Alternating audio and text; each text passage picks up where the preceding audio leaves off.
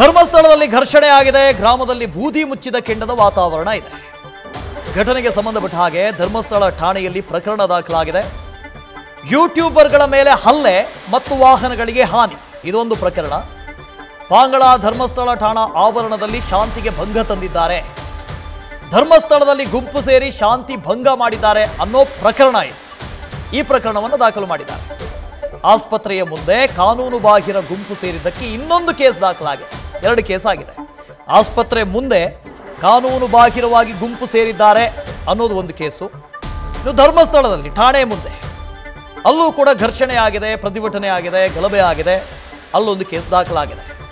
ವಿಡಿಯೋಗಳನ್ನು ಪರಿಶೀಲಿಸಿ ಕೇಸ್ ದಾಖಲಿಸುವುದಕ್ಕೆ ಸೂಚನೆಯನ್ನು ಕೊಟ್ಟಿದ್ದಾರೆ. ಪ್ರತಿಭಟನೆ ಮಾಡೋದಕ್ಕೆ ಯಾರ ಆಕ್ಷೇಪನೂ ಇಲ್ಲ. ಕಾನೂನು ಬಾಹಿರವಾಗಿ ಪ್ರತಿಭಟನೆ ಆಗಿದೆ, ಘರ್ಷಣೆ ಆಗಿದೆ ಅಂತ ಹೇಳಿ ಅದಕ್ಕೋಸ್ಕರ 2 ಕೇಸ್ ದಾಖಲಾಗಿದೆ.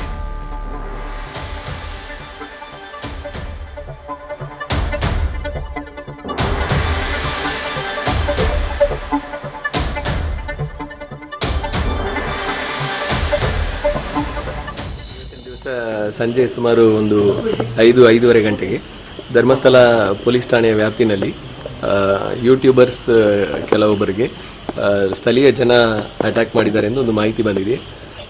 ಈ ಹಿನ್ನೆಲೆಯಲ್ಲಿ ಅದು ಪಾಂಗಳದಲ್ಲಿ ಆಗಿದೆ ಎಂದು ಬಂದಿದೆ. ಸೊ ತದನಂತರ ಯೂಟ್ಯೂಬರ್ಸ್ ಹಾಸ್ಪಿಟಲ್ನಲ್ಲಿ ಅಡ್ಮಿಟ್ ಆಗಿದ್ದಾರೆ. ನಂತರ ಅಲ್ಲಿ ಇದು ಒಂದು ಧರ್ಮಸ್ಥಳದವರು ಪರವಾಗಿ ಇರುವ ಸ್ಥಳೀಯರು ಮತ್ತೆ ಯೂಟ್ಯೂಬರ್ ಸೌಜನ್ಯ ಹೋರಾಟಗಾರರು ಎಂದು ಯೂಟ್ಯೂಬರ್ಸು ಅವರಿಬ್ಬರ ಮಧ್ಯೆ, ಅಂದರೆ ಇವರು ಧರ್ಮಸ್ಥಳದವರು, ಇವರ ಪರವಾಗಿರುವವರು ಯೂಟ್ಯೂಬರ್ಸ್ ಅನ್ನು ಅಸಾಲ್ಟ್ ಮಾಡಿದ್ದಾರೆ ಎಂದು ಒಂದು ಕಂಪ್ಲೇಂಟ್ ಅನ್ನು ಕೊಟ್ಟಿದ್ದಾರೆ. ತದನಂತರ ಅದೇ ರೀತಿಯಲ್ಲಿ ಸುವರ್ಣ ನ್ಯೂಸ್ ರಿಪೋರ್ಟರ್ ಅವರಿಗೆ ಅಸಾಲ್ಟ್ ಅನ್ನು ಅವರು ಇಂಟರ್ವ್ಯೂ ಬೈಟ್ ಕೇಳುವಾಗ ಅವರಿಗೆ ಅಸಾಲ್ಟ್ ಮಾಡಿದ್ದಾರೆ ಎಂದು ಅವರು ಒಂದು ದೂರು ಈಗ ಕೊಡ್ತಾ ಇದ್ದಾರೆ. ಮತ್ತೆ ಇದರ ಸಲುವಾಗಿ ಈ 2 ಗುಂಪನ್ನು ಮಧ್ಯದಲ್ಲಿ ನಿಂತಿದ್ದಾಗ ಪಾಂಗಳದಲ್ಲಿ ಪೊಲೀಸ್ ಸುಮಾರು ಒಂದು 5:30-6 ಗಂಟೆಗೆ ಒಂದು ಲಾಠಿ ಚಾರ್ಜ್ ಮಾಡಿ ಕ್ರೌಡನ್ನು ಡಿಸ್ಪರ್ಸ್ ಮಾಡಿರ್ತಾರೆ. ತದನಂತರ ಅವರು ಒಂದು ಗ್ರೂಪ್ ಧರ್ಮಸ್ಥಳ ಪೊಲೀಸ್ ಸ್ಟೇಷನ್ ಮುಂದೆ ಬಂದು ಈ ಥರ ಧರ್ಮಸ್ಥಳ ನಮ್ಮ ಊರಿಗೆ ಅವಹೇಳನವಾಗಿ ಮಾಡ್ತಾ ಇದ್ದಾರೆ, ಅವ್ರ ಮೇಲೆ ಕ್ರಮ ತಗೊಳ್ಳಿ ಎಂದು ಬಂದಿದ್ದಾರೆ. ಇನ್ನೊಂದು ಸೌಜನ್ಯ ಪ್ರೊಟೆಸ್ಟರ್ಸ್ ಯಾರಿದ್ದಾರೆ ಅವರು ಹಾಸ್ಪಿಟಲ್ನಲ್ಲಿ ಈ ಸುವರ್ಣ ನ್ಯೂಸ್ ರಿಪೋರ್ಟರ್ ಸುಳ್ಳು ಹೇಳ್ತಾ ಇದ್ದಾರೆ, ಅವರು ನಮ್ಮ ಮೇಲೆ ಸುಳ್ಳು ಆರೋಪ ಮಾಡ್ತಾ ಇದ್ದಾರೆ, ನಾವು ಯಾವುದೇ ಅಸಾಲ್ಟ್ ಮಾಡಲಿಲ್ಲ ಎಂದು ಹೇಳ್ತಾ ಇದ್ರು.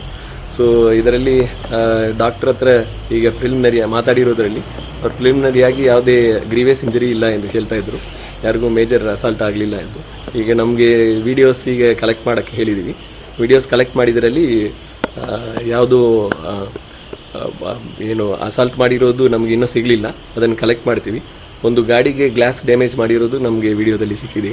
ಅದರ ಮೇಲೆ ಯಾವುದು ಇಂಡಿವಿಜುವಲ್ ವಿಡಿಯೋಸ್ ಮೇಲೆ ಯಾರ್ಯಾರ್ದು ಕ್ರಿಮಿನಲ್ ಅಫೆನ್ಸಸ್ ಇದೆಯೋ ಅದೆಲ್ಲ ರಿಜಿಸ್ಟರ್ ಮಾಡಿ ಮುಂದೆ ಕಾನೂನು ರೀತಿಯಲ್ಲಿ ಅವ್ರ ಮೇಲೆ ಒತ್ತಾಯ ಮಾಡ್ತಾ ಇದ್ದಾರೆ. ವಿಡಿಯೋದಲ್ಲಿ ಧರ್ಮವನ್ನು ಅವಹೇಳನ ಮಾಡ್ತಾರೆ, ಎಲ್ಲರನ್ನು ಬಂಧಿಸಿ ಅಂತ ಅವರ ಒತ್ತಾಯ ಏನು ಆಕ್ಚುಲಿ ಅಂತ.